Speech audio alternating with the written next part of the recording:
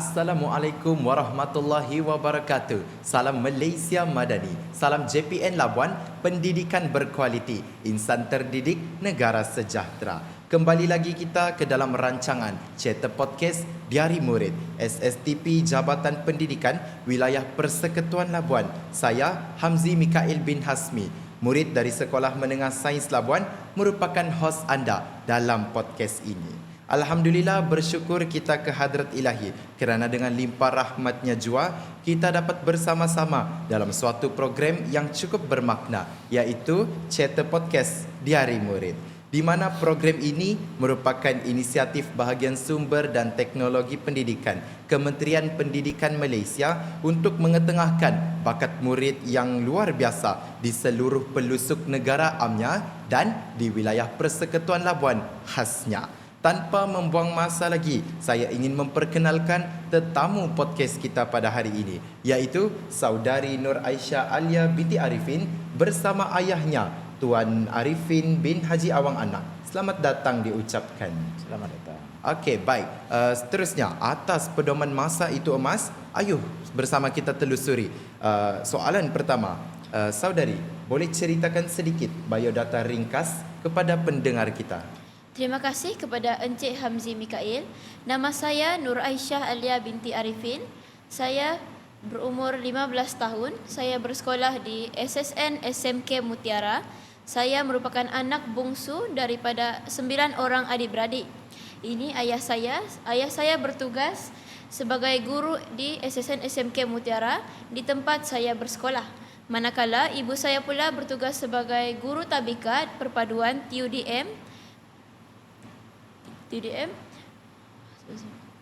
dan hobi saya. Hobi, mungkin saudari boleh ceritakan sedikit hobi saudari? Hobi saya bermain pingpong dan badminton, dan saya sangat aktif dalam sukan pingpong. Saya punya cita-cita pula ingin menjadi seorang peguam. Seorang peguam. Seorang peguam bukannya mudah untuk kita dapat kecapi, tetapi insya-Allah one day tidak ada apa yang mustahil. Baik, terima kasih saudari atas sedikit perkongsian tentang biodata diri anda sebentar tadi. Seterusnya, saudari, boleh ceritakan sedikit pengalaman saudari dalam menyertai pertandingan sukan yang pernah dipertandingkan sebelum ini, dan apa sebenarnya yang menarik minat saudari untuk menyertai acara ini? Saya mula tertarik untuk menyertai pertandingan atau dalam bidang sukan pingpong ini dari kecil lagi. Semenjak saya melihat abang dan ayah saya menyertai beberapa sukan pingpong, beberapa pertandingan di peringkat jabatan atau daerah di beberapa bahagian negeri Sabah lah. Dan saya bermula dengan MSS WPL 2024 ketika saya berada di tingkatan 2. Dan saya diteruskan lagi dengan Para Sukma Sarawak 2024 dan seterusnya Sirkit Kebangsaan Para Pingpong 2024. Jadi itulah sedikit sebanyak pengalaman yang pernah dirasai oleh saudari kita pada hari ini. Mungkin ataupun pengalaman tersebut ialah ada yang membina saudari kita pada hari ini menjadi lebih baik daripada sebelumnya. Jadi saudari, bagaimanakah perasaan anda apabila terpilih mewakili Malaysia ke Asian Youth Para Games 2025 di Dubai akan datang? Perasaan saya ketika saya mengetahui saya akan mewakili negara Malaysia untuk pergi ke Asia Youth Para Games di Dubai sangat teruja dan gembira, dan saya juga ada sedikit perasaan takut kerana saya akan berdepan dengan beberapa atlet negara lain di Asia, dan saya atlet termuda di Asia Youth Para Games ni lah. Dan saya juga atlet yang termuda di dalam Malaysia dalam bidang para pingpong. Jadi kalau saudari boleh ceritakan negara mana yang terlibat dalam pertandingan ini? Negara yang terlibat ialah Malaysia, Indonesia dan beberapa negara di Asia lah. Jadi begitu banyak negara-negara yang turut sama terlibat dalam pertandingan ini. Semoga kita doakan yang terbaik buat kemenangan saudari kita. Okey, saudari, sejak bila anda mula melibatkan diri dalam sukan ini? Saya melibatkan diri dalam sukan ini sejak saya tingkatan 2 berumur 14 tahun dan saya bermula dengan MSS WPL lah dan saya pergi ke peringkat yang lebih tinggi di peringkat kebangsaan dan insya-Allah selepas ini ke peringkat antarabangsa. Jadi yang apa kita faham daripada sebelum ini, saudari mula menceburi di pertandingan ataupun acara pingpong ini di peringkat wilayah Persekutuan Labuan iaitu MSS WPL dan seterusnya di Parasukma. Jadi seterusnya saudari boleh ceritakan sedikit tentang rutin latihan anda menjelang kejohanan ini. Rutin harian saya ketika menjelang pertandingan ini ialah saya berlatih 4 kali seminggu. Setiap kali berlatih akan mengambil masa 2 hingga 3 jam dan akan dilakukan latihan itu ketika petang dan malam dan hujung minggu juga. Jadi ada jadual telah yang disediakan sendiri. Jadi begitu strategik dan mantap yang kita boleh katakan, teraturlah kata orang. Okey, untuk saudari, siapa yang memberi semangat atau sokongan sepanjang perjalanan ini? Yang memberi saya sokongan ialah ibu bapa saya, jurulatih dan orang yang berada di sekeliling saya yang sentiasa memberi saya sokongan dan memberi saya semangatlah. Macam jurulatih saya ada banyak dan semua memberi saya sokongan dan melatih saya dengan ikhlas, dengan bersungguh-sungguh lah. Okey. Alhamdulillah, saudari kita pada hari ini dikelilingi dengan orang-orang yang positif dan apa yang saya difahamkan juga ayahnya sendiri menjadi jurulatih di peringkat Labuan kan ayanda. Jadi itulah di peringkat-peringkat yang seterusnya saudari kita pun ada banyak juga jurulatih. Itu menarik kerana kita dapat mengetahui asas ataupun tips dari banyak jurulatih. Okey, untuk kita tanyakan pula kepada ayahnya, tuan, apakah saat atau cabaran yang tuan sendiri hadapi sepanjang tempoh persediaan anak tuan ke peringkat Asian ini dan bagaimana tuan mengatasinya? Baiklah, terima kasih. Cabaran utama yang saya hadapi kepada anak ini adalah bagaimana kita menyeimbangkan antara fokus dalam bidang pendidikan dan fokus dalam bidang co-curriculum. Anak ini ada bakat yang terpendam yang sudah dicungkil oleh Majlis Sukan Negara dalam bidang pingpong. Pada masa yang sama ada bakat juga dalam bidang badminton, tetapi bakat itu lebih condong di bidang pingpong.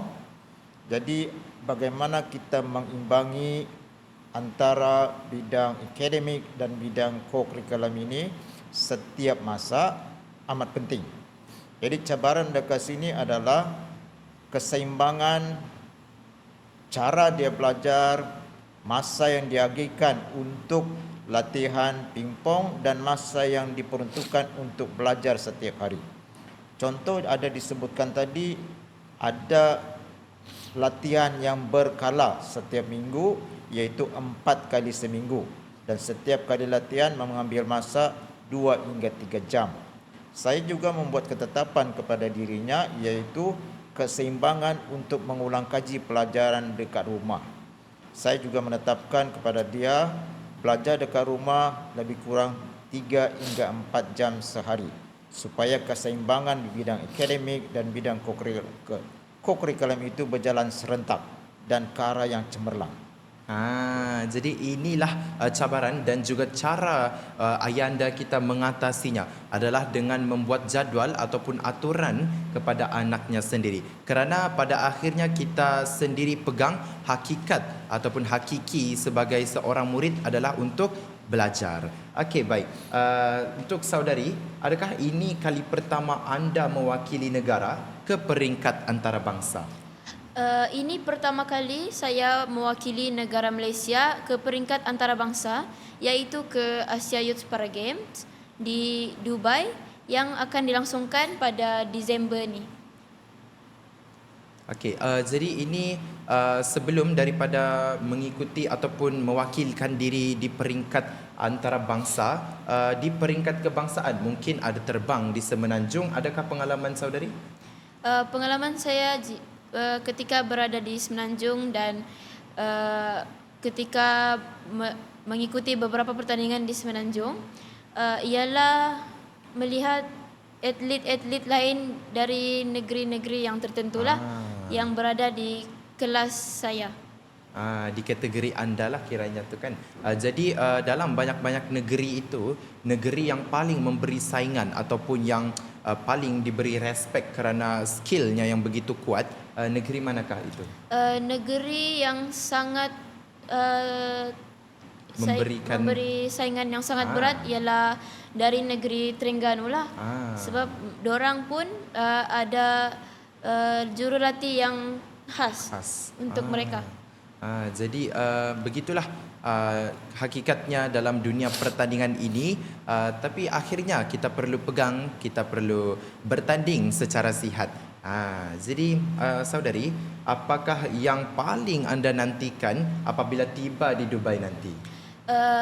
Yang saya nantikan ketika saya tiba di Dubai nanti ialah ingin melihat suasana baru di Dubai dan membiasakan diri sebelum menjelang pertandingan Asia Youth Para Games.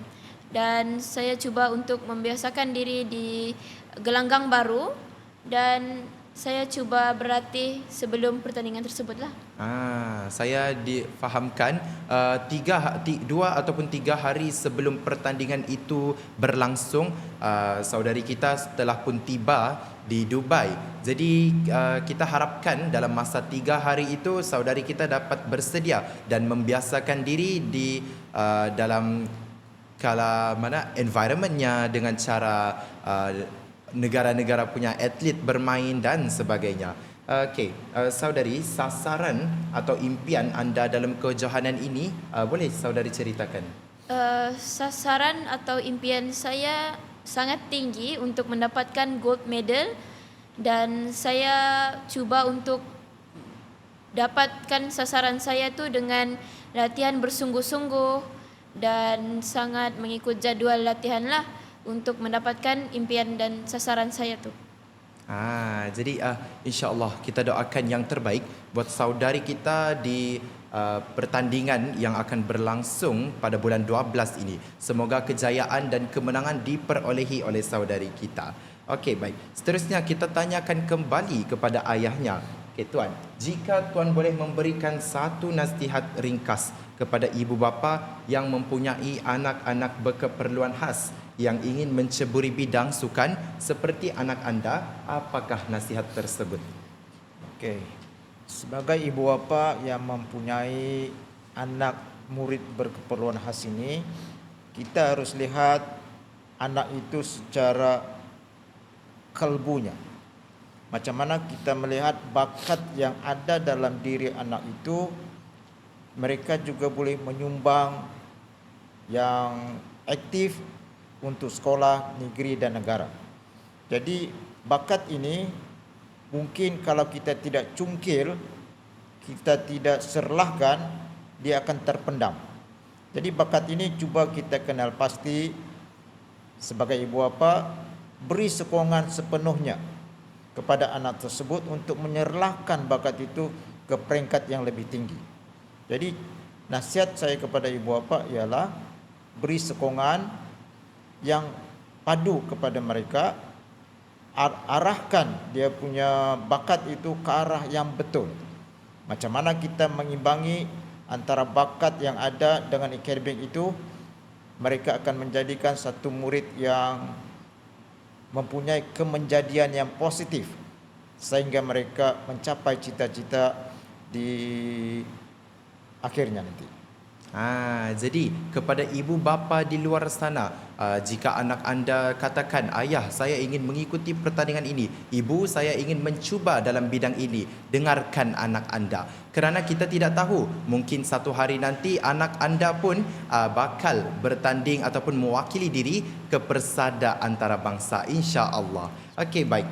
Akhir sekali soalan saya kepada saudari. Ada sesiapa yang anda ingin mengucapkan terima kasih atau dedikasikan kejayaan ini? Saya ingin berterima kasih kepada ibu bapa saya terlebih dahulu. Seterusnya kepada jurulatih saya, iaitu jurulatih yang berada di wilayah Persekutuan Labuan dan juga Majlis Sukan Negara lah yang berada di Kuala Lumpur.